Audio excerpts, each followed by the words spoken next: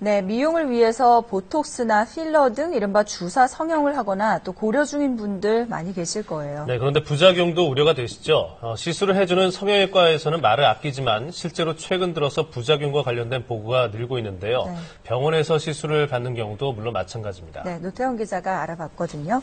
이 성형은 만약에 잘못되면은 참 문제인 것 같아요.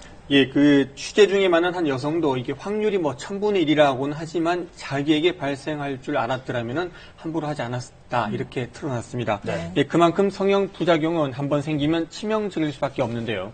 예, 문제는 이런 부작용이 있다는 사실조차 잘 모르고 큰 고민 없이 성형을 받는 사람들이 부쩍 늘고 있다는 점입니다. 미용 주사 성형의 허화 씨를 취재했습니다. 수술 없이 예뻐질 수 있다. 주사 한 방이면 즉각 성형 효과를 볼 수 있다는 주사 시술들. 시술 과정도 간단하고 부작용도 거의 없다고 알려지면서 많은 사람들이 시술을 받고 있는데요. 염증이 생기고 피부가 녹아내리고 점점 안 좋아지는 거 보니까 여잔데 얼굴인데 굉장히 끔찍하죠.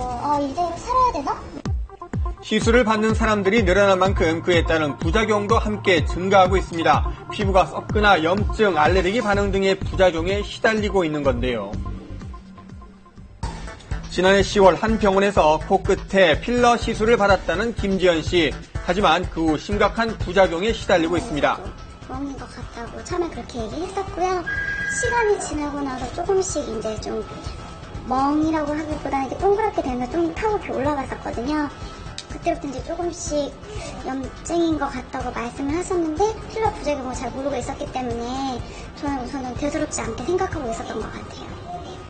이렇게 방치하는 동안 코의 상태는 점점 심각해졌고 결국 피부 괴사로까지 이어졌습니다.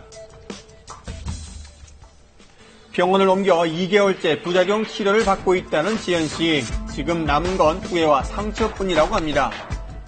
아무래도 업무 중에 잠깐 나와야 되니까 그런 것도 불편한 게 있고 아픈 것도 있으니까 왔다 갔다 하는 시간도 그렇고 제가 지금 이렇게 투자해야 되는 시간들 자체가 너무 아깝다고 생각을 하고요.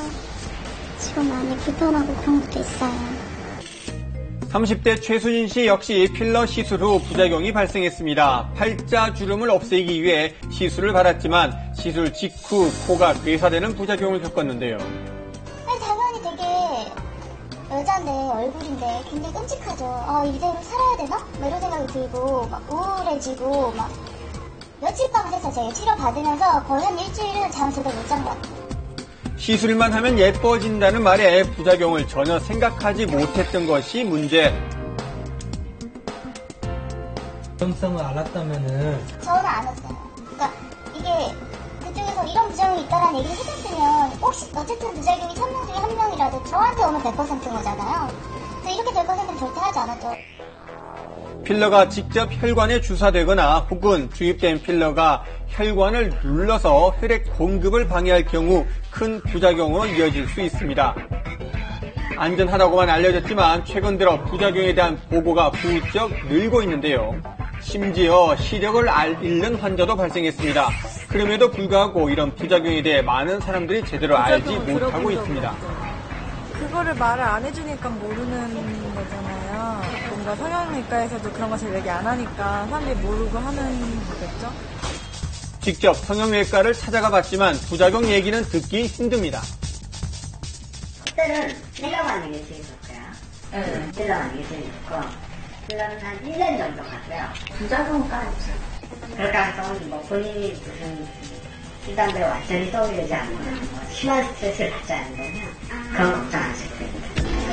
또 다른 병원, 이건 역시 부작용에 대해선 말을 아낍니다. 스피가 당연히 수술하시고 당연히 생각하고 활동하실 수 있기 때문에 그래서 스피예요. 코를 맞아도 부작용은 걱정 안 해도 되겠네요? 부작용은 많이 생기게 되는데요. 아예 의사가 아닌 병원 직원이 상담을 하는 경우도 많았습니다. 그러면은 근데 제가 실장님이랑 상담 받고 그냥 하도 되는데요?